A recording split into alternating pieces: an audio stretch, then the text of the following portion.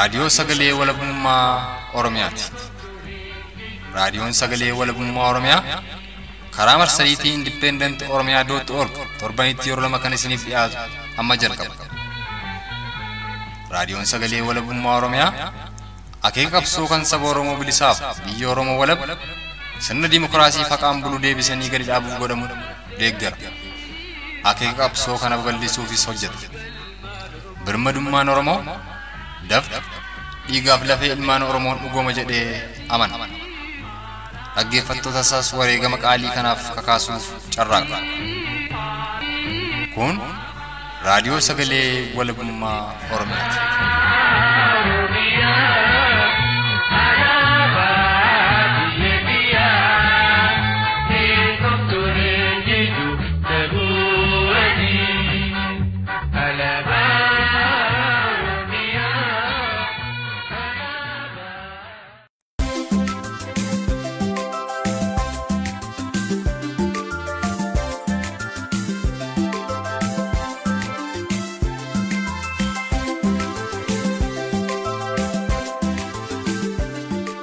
Hagood yoo irraan caqasaa jirtan cufatti nagaan keenya isin haa qaqqabu dhaggeeffattoota keenya gagabbooyyuu muddee 25 bara 2015 isin keessummeessuun kan isin faana turu an Odaa Sabaati.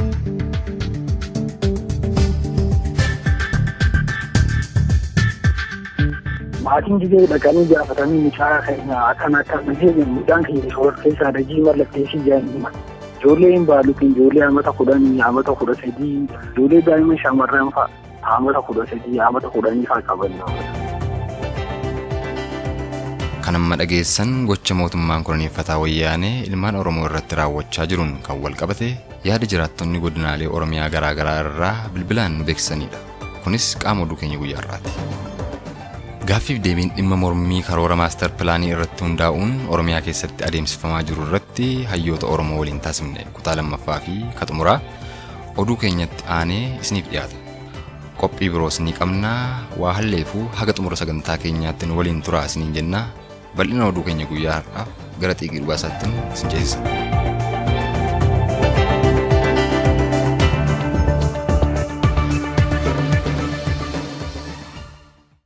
Hiriirri mormii maaster pilaanii guddina magaalaa Finfinnee fi magaalota addaa Oromiyaa naannoo Finfinnee jala galchuuf mootummaa koloneeffataa wayyaaneen baafame mormuuf sabni Oromoo 325 bara 2015 irraa eegalee torbanoota 4 darbaniif jabaatee itti fufaa turuunsaa ni yaadatama. Erga hiriirri mormii kun lajab jedherraa hanga ammaattis poolisoonnii fi waraanni wayyaanii guutummaa Oromiyaa keessa tamsa'uun Oromoota ija uummataa ta'an iraarsuurrayyuu darbee manneen hidhaa dhokatootti guuruun hojii isaanii idilee guyyaa guyyaa hidhattoota wayyaanii ta'uunis beekameera. Haaluma kanaan loltoonnii fi poolisoonni wayyaanii guyyaa hiriirri kun eegalerraa ilaa ammaatti ilmaan Oromoo ajjeesuu gidirsuus ta'e hidhuun ammas jabaatee itti fufee jiraatuusaa jiraatan magaalaa Ciroo karaa toora bilbila keenyaa dubbifne tokko akkas jechuun nuuf ibsan. Akkuma beekamutti manniidhaa mana Oromooti jechuun Oromoo beekamu. Manniidhaa inni ijaaramaa jiran ilmaan Oromooti jechuun ni danda'ama. Yoo agartee mana xiqqashaa nam sadii fuunee keessatti namni 40 faanidha. Waan biraa takka osoo hin balleessin xiqqaatti Oromoo ta'uudhaaf siquuwwan qabne mana barumsaa irraa gabbaatee baasii qabanii shool naqanii udaa si cufan. Achitti namni maal jedhee deebi'ee si gaafatan jiru. Ati keessatti uleen si cafaqanii akka fadhanii sirra deemanii akka fadhanitti akka fadhan si godhan. Maatiin jigee dhaqanii gaafatanii mucaa keenya akka biyya mucaan keenya shoora keessaa dajii mallatteessii jaanima. Mucaan keenya shoora keessaa miti yoo ta'e mucaan keenya shoora keessaadha jechuu qabda. Ijoolleen baaluutiin ijoollee amata 10 amata 13 akkam guddaanii ta'u waggaa 20 maal ija keessa jira guddaa akka jedhamu. Hasan gadi ijoollee xiqqaa amata 10 ijoollee daa'ima shamarran fa'a amata 13 amata 10 fa'a qaban. Ijoollee hiriira nayyaa baate waan takka badii biraa takka hin qabne. Badii takka hin balleessin mana gosaarraa dhufanii si qabanii si hidhanii karaarraa qabanii si hidhanii mana nama hundaa jala ni dhaabbatan. Mana nama hundaa bikka hunda yoo dhaabe bikka hunda mana hunda jala dhaabbatan. Muuziqaa dhageeffachuu hin dandeessu. Muuziqaa sirbaa malee saatalaayitii oomishanii dhageeffachuu hin dandeessu. Ati yoo sirba afaan Oromoo dubbatu dhageeffatu taate ati shoora keessaadha. Ati abaa'oodha jedhanii qabanii shoora kana. Kanaan uummata keenya sodaachisaa jiran. Kanaan uummata keenya cafaqaa jiran mataa keessa. Inuma sana mucoo artisti Sumayyoo Muusaa Faartuu sirba poolitikaa baatte akkama poolisaan barbaadamu jirti bitansiin jirtu namni beeku hin jiru.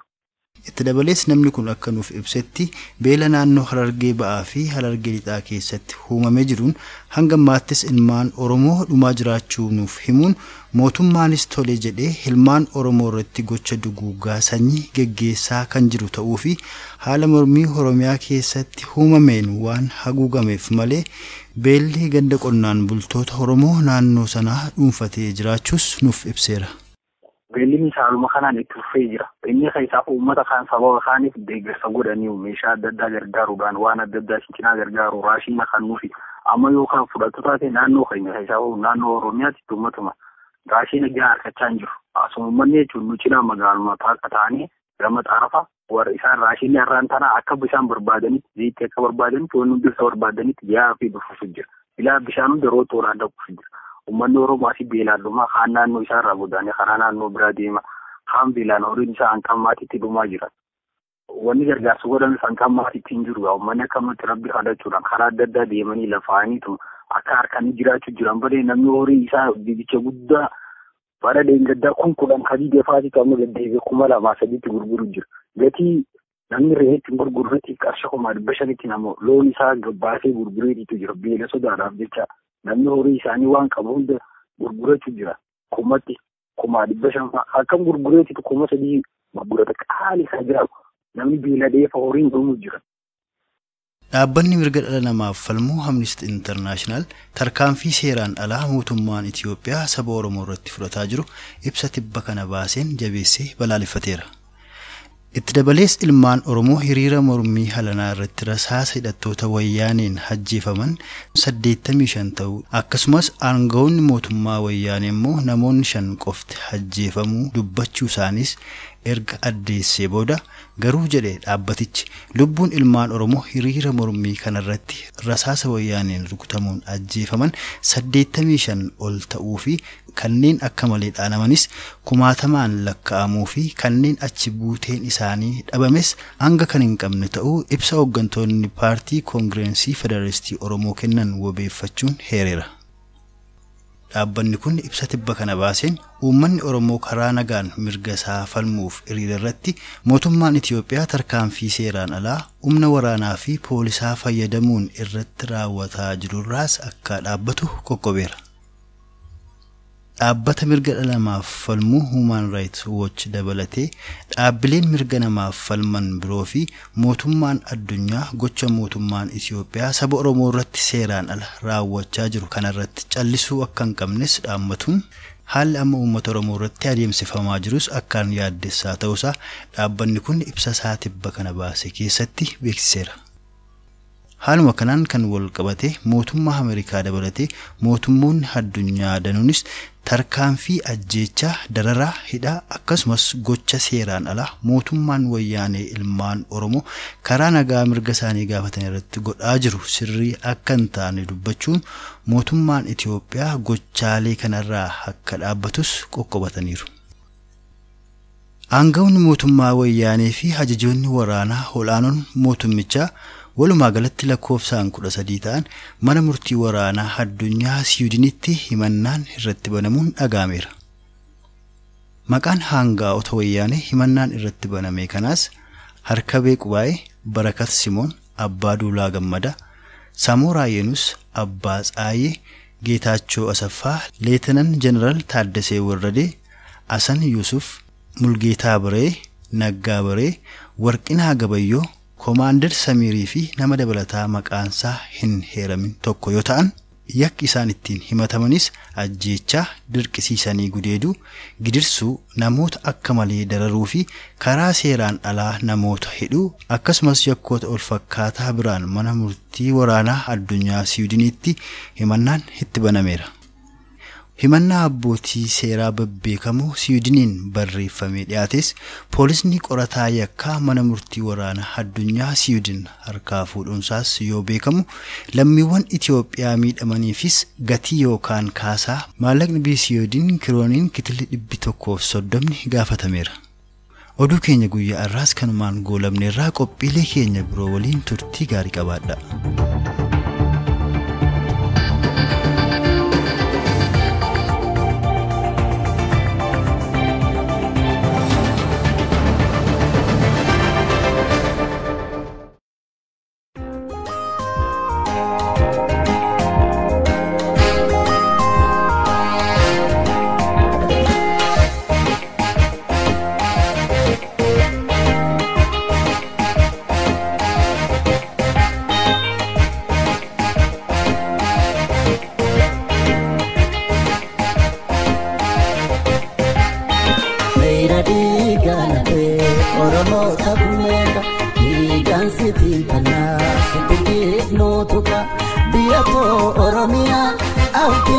walabumma qophaa'e yoomiyyuu siif wareegama qophaa'e yoomiyyuu siif wareegama.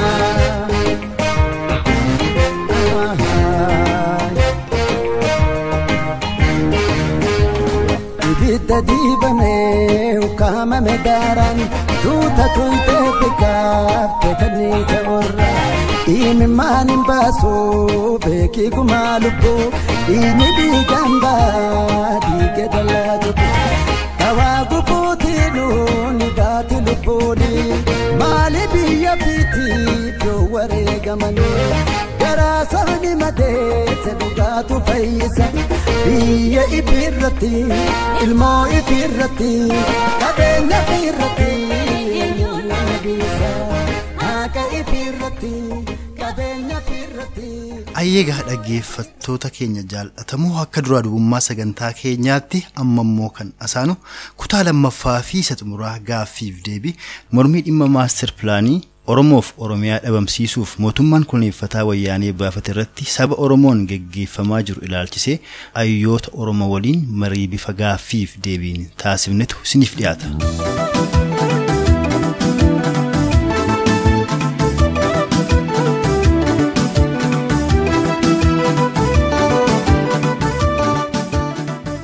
Gara hiriira nagaa amma biyya keessa adeemaa jirutti yeroo deebinu tooftaan hiriira barattoota Oromoo bara kanaa adda fakkaata. Kan durii aarii argisiisuu, kan baranaa gadda argisiisuu, kan durii dhaadannoo jechaa harka ol kaasuu, kan bara kanaa mataa gadi qabanii gadduu. Tooftaan kun maaliif dhimma itti bahamaa jira isinitti fakkaata? Haala manni murtii fi poolisiin impaayiritti walabummaa hin qabnee fi ajaja wayyaanee jala jiru keessatti tooftaan kun bu'aa akkamii fiduu danda'a laata? Kanneen Itoophiyaan Ameerikaa yookaan Irooppii miti Hayilamaariyaam Dassaalenyi Obaamaa miti paarlaamaan Itoophiyaas koongireesii Ameerikaa miti jedhan ni jiru. Warri kun akka jedhanitti Oromoon ammaan duras qabsoo karaa nagaan taasisuun bu'aa argatee hin beeku gara fuulduraatti illee argachuu hin danda'u humnaan falmachuun yoo ta'e malee jechuun tooftaa haaraa kana kan qeeqamtu jiru. Kanaaf hin gaaffii kana isin gaafadha. Obbo Ibraahim isin gama keessaniin maal jettu? Yaa gaarii galatoomii kan dhugaadha waa lama agarsiisa ijoolleen baate kun tokko namni addunyaa wajji hariiroo qabaatanii hubachaa deemuu isaaniitu agarsiisa. Fakkeenya gaarii kan ta'an yoo laaltanii biyyeetti jiru kana keessatti yeroo poolisniin magaalaa takka keessatti nama rukute qabsoo achirraa jalqabeetu ture warri gurraacha akka biyya kanaa. Maal jedhu hands up don't shoot jedhu harka ol qabanii nun dhawinaadha harka ol qabnee jirra jedhanii warruma qawweedhaan itti argatamu harka isaanii ol qabaadha hiriira diddaadhaa gaggeessaa turan. Kuni wal fakkaataa naannoo biyya kanarraa argamuuni sanis wal fakkaataa. Dhugaadha akkuma jedhametti isaan warri nama ajjeesaa deemu ajjeechaa isaanii dhiisan namni harka ol qabuus. Wanni nagayaan oofamu kun daangaa qabaata. Aga deemuuf daangaa qabaata. Yeroo ati harka ol qabdee nagayaanii uurama kee garsiiftu hogguu qawweesitti as deebisanii yeroo dheeraaf turuun danda'u qabsoon hiriirri nagayaa kun. Hiriirri nagayaa kan qaama kaanii dhiiga facaasu yoo ta'e jaalattuus jibbituus ifirraatti hir'isuu fi lubbuu keessa oolchuudhaaf atis waan qabdutti darbachuun deemaa dhufa jechuudha.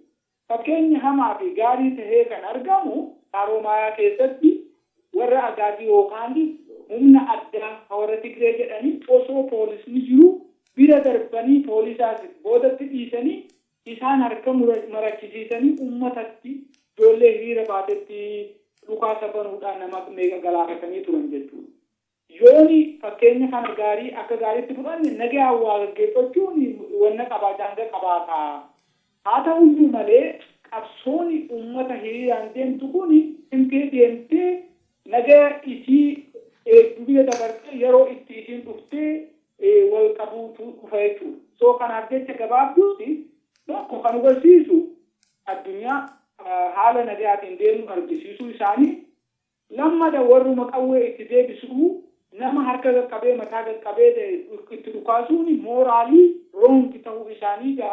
Isaanillee arguu hin danda'anii argisiisuu fi barsiisuu laalaa jiru jechuudha. Kun hundinuu tahaa waan hin jirreef jecha yeroo dheeraadhaaf kun deemuu hin danda'u jijjiiramaa haaluma keessa jiruutu isa jijjiiraan jedhan. Tole obbo Ibrahim Galatoomaa. Gaaffii kanaan kan wal qabatu mee Profeesar Asaffaa isin akka keessanitti haala yeroo ammaa ta'aa jiru kana irraa maal hubattu?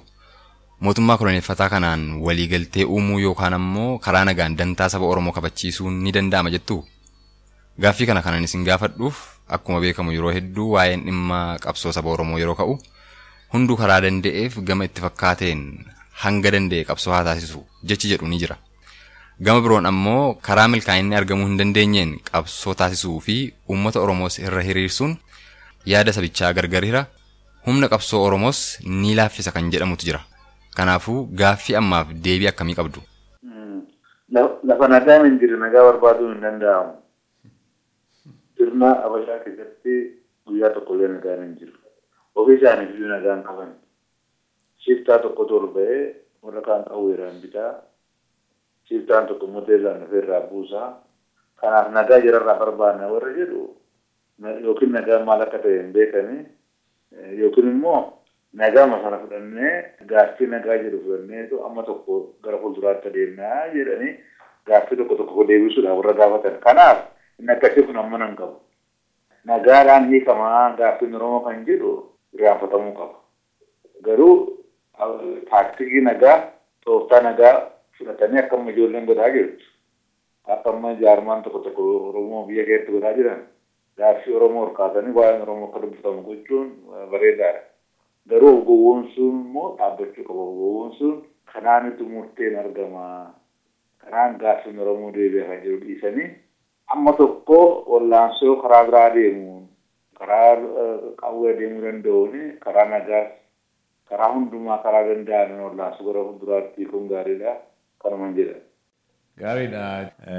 Obbo Mulgeetaa haalli amma jiru kun garamitti deema jettanii yaaddu isin maaster pilaanii jedhame kana ilaalchisee dachaasuun yookaan hamma tokkollee boodatti hambisuun doobatti deebisuun yookaan tursuun ni danda'a laata? Kana wal qabatee amma dheengaddaa pirezidantiin mootummaa naannoo Oromiyaa obbo Muktaar Kadirii waan jedhanii yoo dhageessanitti taatanii dhimmi maaster pilaanii kun haga fedhii uummata keenyaan taanetti hojiitti kun hin danda'amu. Haala uummanni itti nu amanu yookaan amantaa nu gidduutti uumamu duratti dura hojjechuu qabna isatu barbaachisaa kan jedhu dubbatanii turanii akka miidiyaarraa dhageenyutti.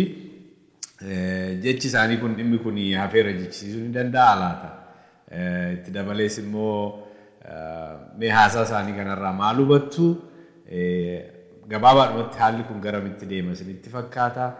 Waa'ee aangoorra turuu mootummaa amma impaayera sana bulchaa jiru wajjin illee walitti qabaati. Mee maal tilmaamtu gara fuulduraatti haalli kun garamitti deema? Jechi pirezidantii Oromiyaa obbo Muktaar Gaafanni qabu akkanatti mul'atetti mana keessanitti galaa jechuudhaan kanaan editee akka dhaabbate fakkeessuudhaan edda nageenyi yookaan immoo wanti kun dhaabbatee booda ijoollee kallattiidhaan gaggeessaa jiran ijoollee kana galmeessaa jiran saboota ciccimoo ijoo ta'an kana keessatti qooda fudhatan kan galmeessan kana amma mana isaaniitti guuranii mana hidhaatti galchanitti qabbanaa'uu danda'a. Gaafii kanaafi akkasitti ilaala. Kana booda ga'u waan dhaabbatu miti hafeera kan hin jiru. Hafuus hin danda'u. Kana biras illeetti yoo ta'e kallattiidhaan yookaan ifa godhame malee naannoo Oromiyaa Finfinnee keessatti namni buqqa'uunsaa lafa karraa ari'amuunsaa iddoo calqabee tureera.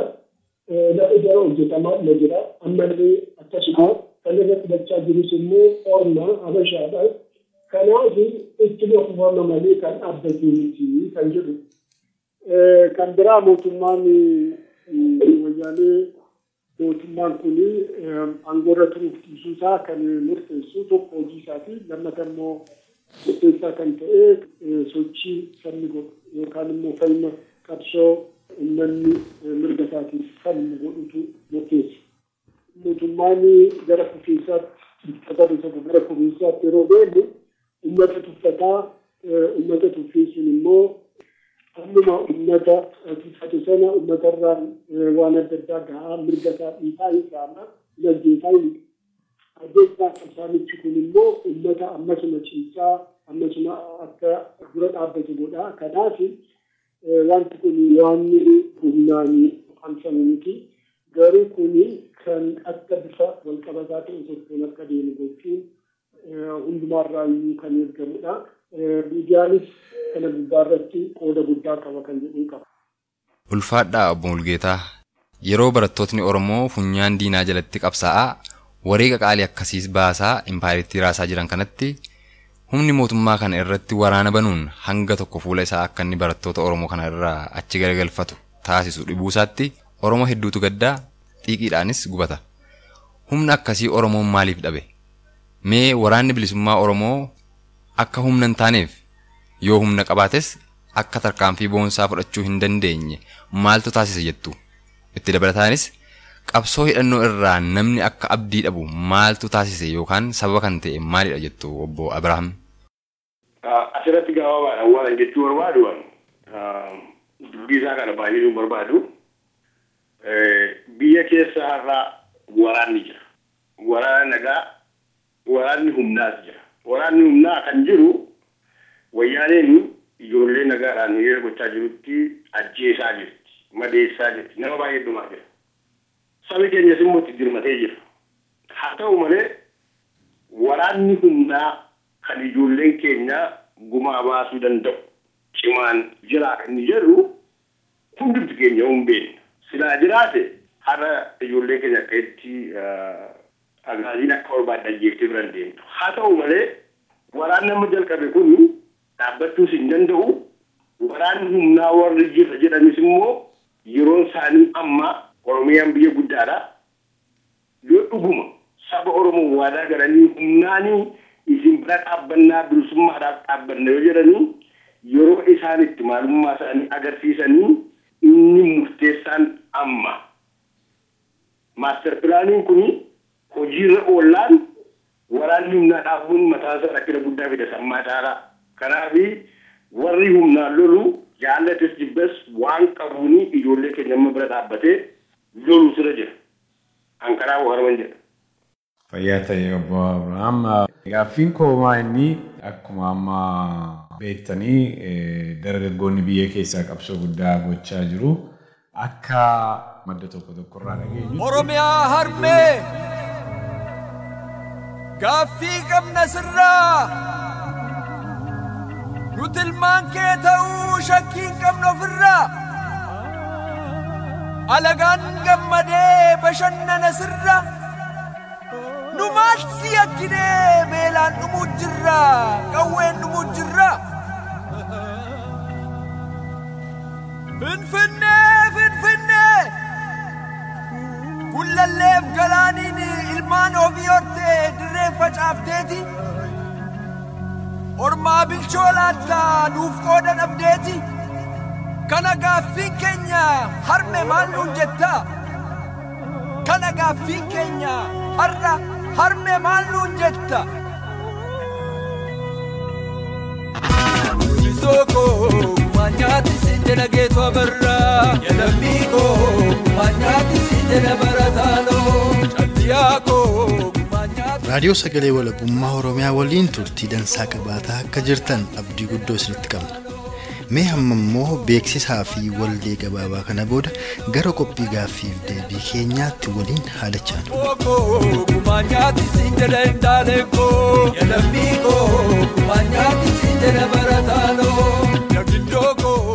Kan dhaggeeffachaa jirtan raadiyoo Sagalee Walabummaa Oromiyaati dhaggeeffattoota keenya jaallatamu. Raadiyoon Sagalee Walabummaa Oromiyaas qabsoo sabni Oromoo bilisummaa ofii fi walabummaa biyya isaaf taasisu gama hundaan kan tumsu ta'ee Oromoota kaayyoo kanatti amananiifis sagalee ta'uun kan hojjetudha.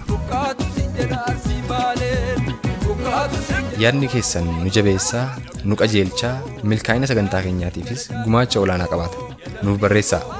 Iimeelii keenya voice.ioromia@gmail.com, Tiwiitarii Independent Oromiyaa jedhuu fi karaa Feesbuukii keenya Walabummaa Oromiyaa jedhu yoo nuuf barreessitan dhaamsi keessan nu qaqqaba. Qophiilee keenya yeroo hunda kallattiin argachuufis YouTube fi fuula Facebook keenya Independent Oromiyaa jedhu subscribe akkasumas like gochuu hin dagatinaa.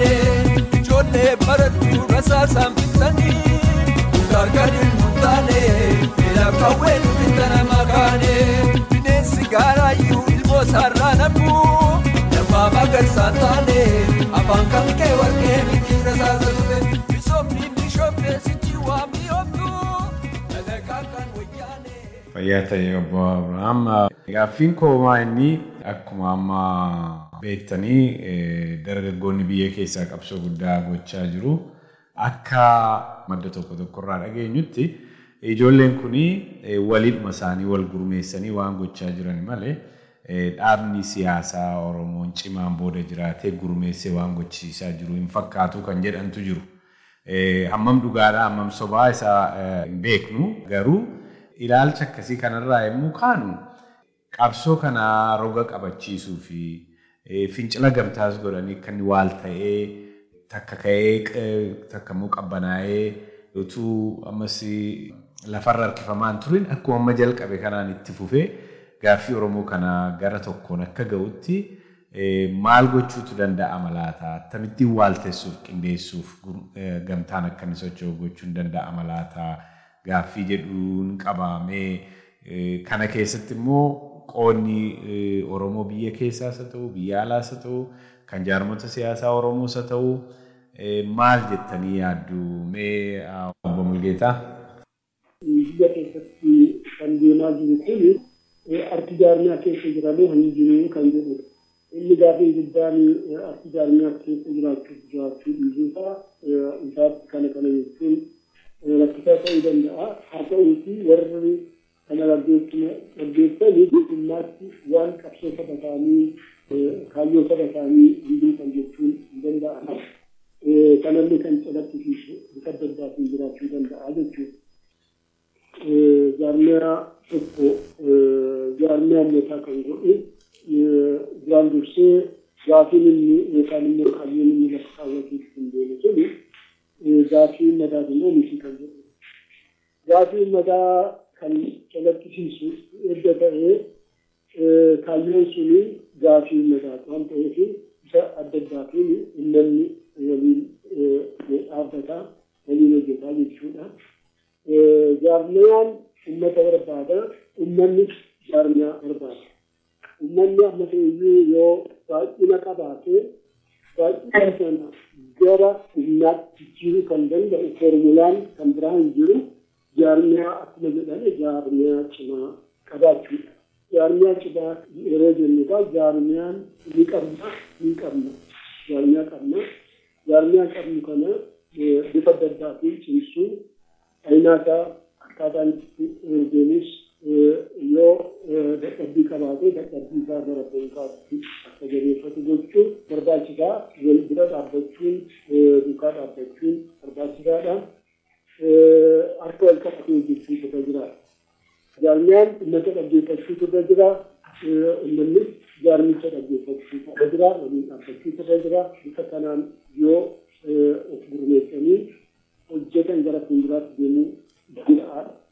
Kana yoo jennugaa jaarmoleen adda addaa kan kaayyoo tokko qaban, abdii tokko qaban akka Oromoon fakkeenyatti amma agarsiisaa jiru, hirmaannaa agarsiisaa jiru, gara fuulduraatti akka deemu jechuun barbaachisaa fakkaata.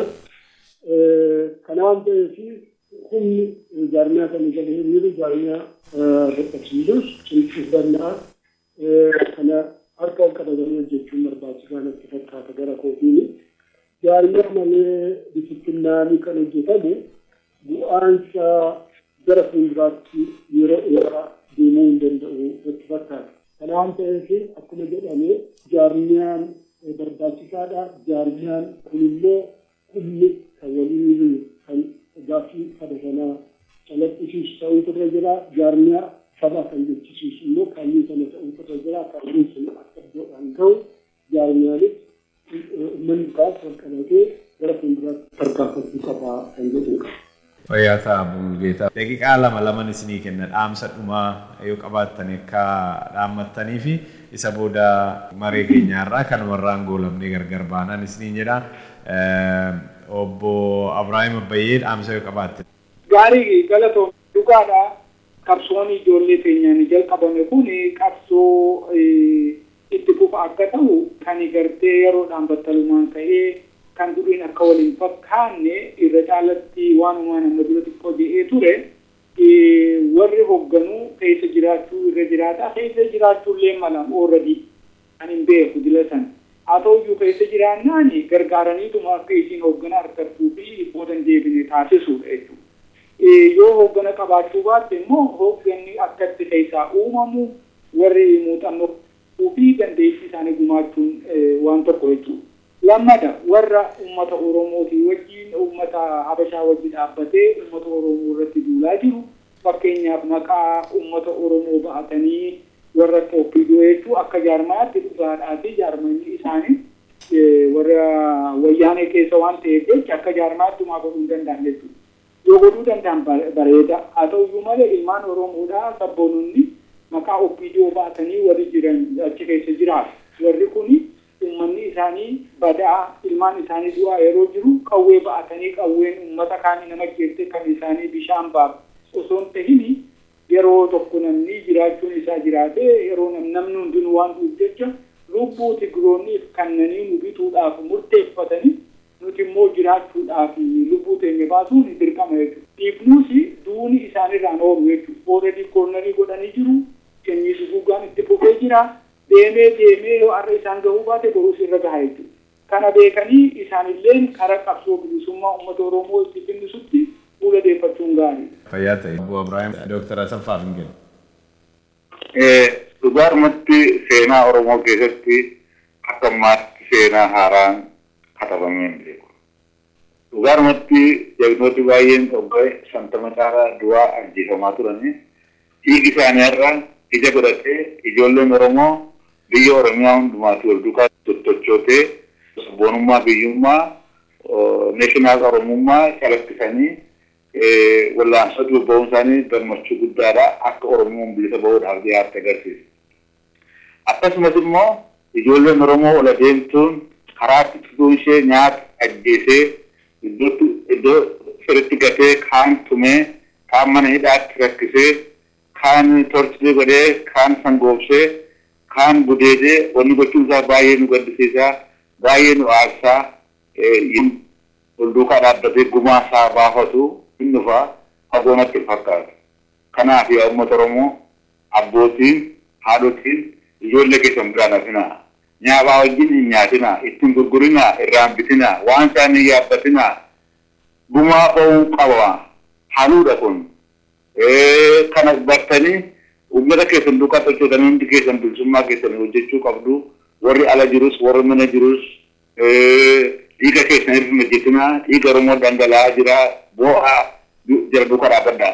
Warra du'e immoo ijoollee Oromoo duute goototatu du'e boo'ichan qofaan godhinaati itti siidaa warraaqsaa akka ijaaramuuf akka isaan Oromoo seenaa Oromoo keessatti seenaan isaanii dhiigaan barreeffamu gootota guddaa akka isaan ta'an godhuudhaaf siidaan irratti ijaaramuu qabaa maqaan isaanii beekamuu qabaa kanan dhumaa irratti hojjechuudhaaf Oromoon warri ala jirru beekumsa keenyaan horii keenyaan yaada keenyaan ijoollee kana duukaa dhaabbannee wallaansoo kun akka fuulduratti socho'u gochuudhaaf hojjechuu akkamii guyyaa hojjechuu qabnaa yaa ijoollee Oromoo akka waliin nyaatinaa waliin namatinaa wal duukaa dhaabbadhaa biyya keessan Oromummaa argachuudhaaf kutadhaa duutiin ooltuu yoo duunes seenaa dhugaa qabu barreessinee darbuu qabna ofittummaan nu qabatin akkuma sila jedhee jaarmaan cimaa jaarmaa tokko jaaruun nurra jira jaarmaa dabalisummaa Oromooti jaarmaa dabalisummaa bifa haaraan jabeessinee duukaa dhaabbachuu qabna woboo duukaa dhaabbachuu qabna waan barbaachisu hundumaa woboo gochuun nurra jira galatoomaan jedha. Obbo Mulgeetaa. Galatoon yaadna xinneera jedhameera kan sagalee yoo jiraate tokko barsiisni hidhaan beekichi ajjechaan uummata mirga isaatiif ka'e uummata mirga isaatiif falmi inni yoo ta'e gara duubaatti kan deebisuu Oromoon jaarraa tokko oli mootummaa Itoophiyaatiif dhaabbatee dirqamaan bifa adda addaatiin gara lolaatti ergamee lubbuu isaa kan darbe hedduu kan irraanfatame maal akka ta'e kan hin beekne du'a mirga isaatiif otoo hin ta'in dirqama diina isarratti dhaabbatee kan jiru. Kan amma du'aa jiru garuu kan amma wareegamaa jiru wareegama kennaa kan jiru mirga saba isaatiif bilisummaa saba isaatiif waan ta'eef seenaa keessatti iddoo qaba maqaan isaaniis kan irraanfatame miti lubbuun isaanii darbuudhaaf ni gaddina garuu wanti hojjetamaa jiru kun Oromoo hundumaa kan beeksudha. Waan ta'eef fakkeenya kana fudhatanii Oromoon hundumtuu biyya alaa biyya keessa kan jiran ijoollee isaanii wajjin dhaabbachuu irra jira amantii adda addaatti keessa kan qabne amantiin kan mata mataatii kan immoo mirga bilisummaan kan walooti. Kana waan ta'eef Oromoon bakka jirtutti Islaamni, Kiristaanni, Waaqeffataan akkasumas warra biraas kan waliin dhaabbachuun dirqama waamicha lammiiti. Waamicha uummataati. Kana waan ta'eef kana bahachuun nurra jiraata. Kana yoo jennu jaarmoleen qabsoo kana gaggeessaa jiranis ciminaan otoo wal dura dhaabbatin wal bira dhaabbatanii waan ta'e irra jiru ijoollee isaa bikkiin gochuun irraa eegama gochuun isaan irra jira jennaa kanuman dabarsuu barbaada gara kootti. Fayyaasaa Obbo Mulgeetaa Obbo Abrahaam dabareen keessa. Ankoo waan gabaabaadha. Inni duraa dargaggoo Oromoo fi seenaa gabaabaa seenaa guddaa yeroo gabaabaa keessatti hojjettaniittu hojjetaa jirtu garanni keessan bilisummaa ta'uu danda'a. Oromoo biyya keessaatii yaa Oromoo ijoollee keessan bira dhaabbataa hundumti keessan warri qawwee qabdanis warri qawwee hin qabnes seenaan Oromoo sin gaafata. Oromoo biyya alaa jirtan immoo Oromoo biyya keessaa dhumaa jiru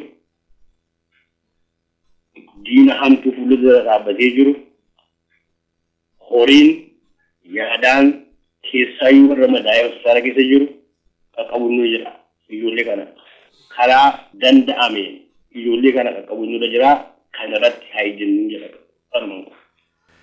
Tole galatoomaa hundumtuu Obbo Mulgeetaa Moosisaa biyya Hoolaand irraa akkasumas Obbo Ibraahim Abbaayyee Obbo Abrahaam Moosisaa fi Profeesar Asaffaa Jaallataa Ameerikaa irraa yeroo keessan fudhattanii maree bal'aa kanaan waliin taasisuu keessaniif maqaa dhaggeeffattoota raadiyoo sagalee walabummaa Oromiyaatiin guddoo isin galatoomfanna. Gara fuulduraattis dhimma saba keenyaa keessattuu waa'ee qabsoo saba Oromoo irratti mareedhaaf yoo isin afeerre nuuf argamtu jennee abdannaa hora bulaa.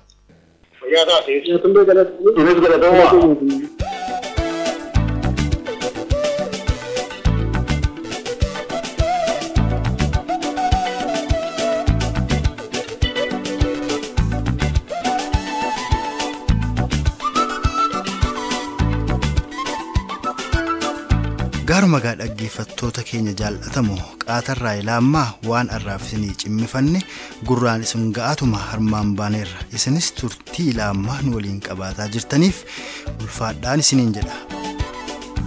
Amma immoo qophii keenya kan maa'essaa biraan baaneerra gama kiyyaan uumaan nama borii nu tolchinna isiniin jechaatuman nagaa kiyya isin bira dhiifadha. Qophii keenya dhumaa dhaamsa raadiyoo sagalee walabummaa Oromiyaaf gara Odaa Sabaatti waliin haa taakkinu.